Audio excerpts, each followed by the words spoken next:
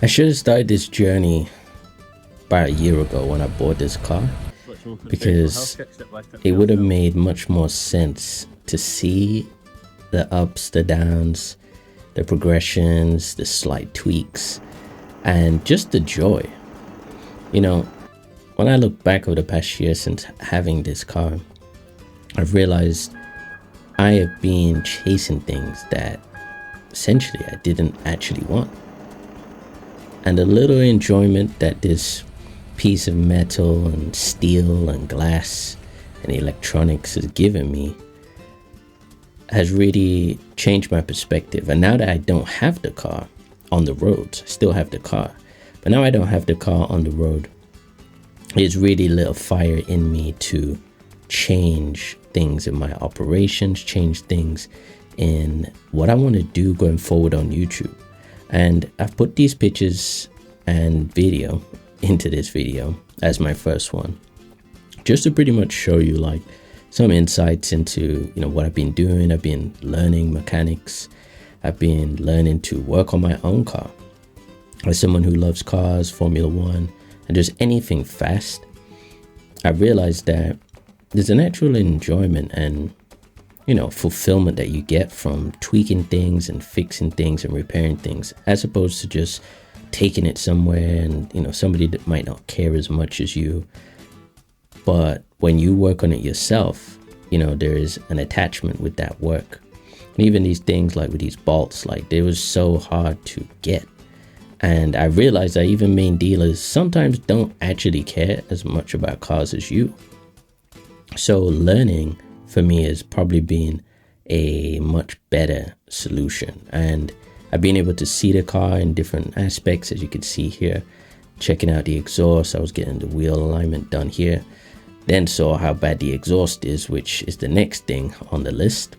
New exhaust, but I want to get a sports exhaust, something a bit more custom, louder, better fuel emissions in terms of oxygen and air to flow to the engine. But I'm learning still. I'm still learning, but having certain tools and just being able to just, jack up the car, take the wheels off, inspect things. But I want to go deeper now. Now that the car needs a new engine, that is the new diagnosis. Timing chain belt went with this one, which is a common occurrence on this car model. It was high mileage, which I knew from buying the car. But my plan was just to keep it and restore it and just work on it. I've driven it as a daily, which most people who own this model just don't do that. But I wanted to drive it as my daily and my only main car because I just wanted to enjoy it. Originally this car was a $30,000 car, I believe, when it came out. And the price that I got it for was a steal, I think it was about £1,500. But the enjoyment level of that 1500 is probably being better than any car I've had. The fact that it's a drop top convertible is even better in the sun, because last summer I was able to drive it up and down the country. I was able to get that enjoyment with the roof down, and just embrace that feeling with the convertible. And it's a roadster, so it handles great. I changed the wheels, I've changed lights. There's still a lot of, rust and things like that, which I eventually want to get it sandblasted. Oh, not sandblasted, but is it sandblasted? Ice blasted, that's the one, not sandblasted. We definitely want to do that. But yeah, I'm going to get it ice blasted and just restore all the underneath. There's some current issues with the electrics. I think it could be a battery problem, to be honest. I was looking at that and I saw that the passenger side electronics seem to be failing, but there's just a few like niggly things just before it actually, or the timing chain actually went, which was really odd. I drove it one time, then the next day nothing. Then I had to get it diagnosed, main dealer, which was a headache.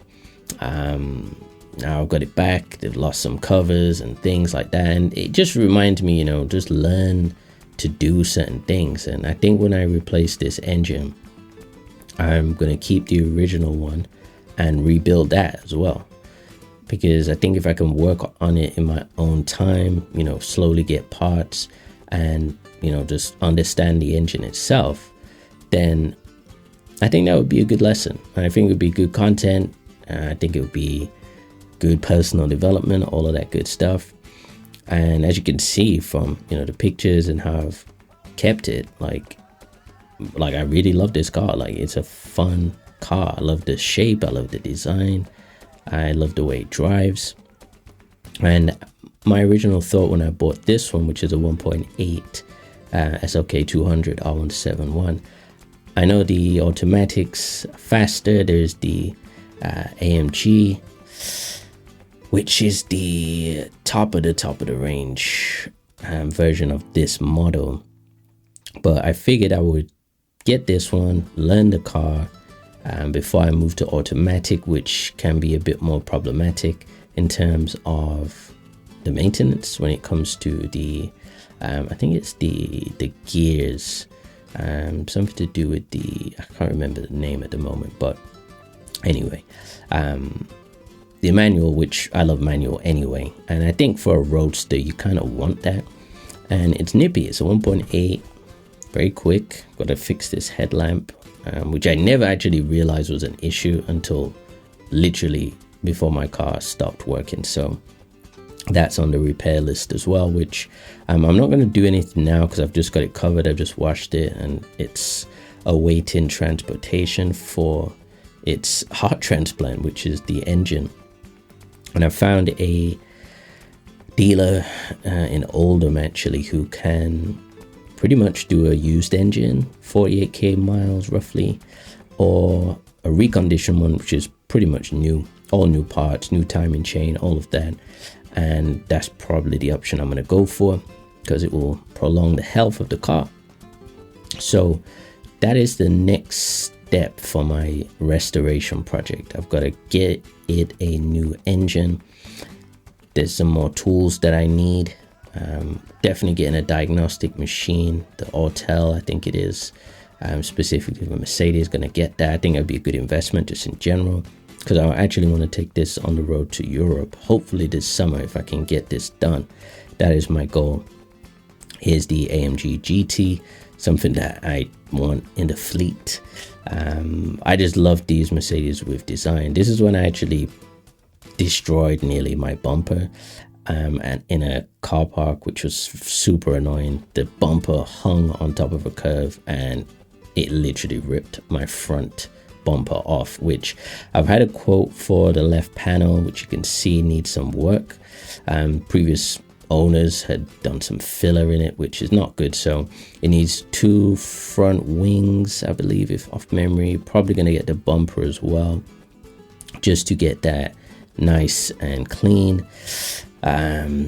And the bodywork just banging, because again, common occurrence, front arches. So I'm going to get that done. That's on the list. But I think all in all, if I was to even get the wings replaced, a few little glitches with the electronics, as a Maybach, definitely want that in the fleet as well. As you can see, I'm a Mercedes guy. Mercedes G-Class, definitely want that in the fleet. Yeah, I think it's probably looking maybe about 4K, something like that, 4 or 5K. But that will give me quite a few improvements and get back on the road. So follow along with the journey. Thanks for watching. Please subscribe. Bye-bye.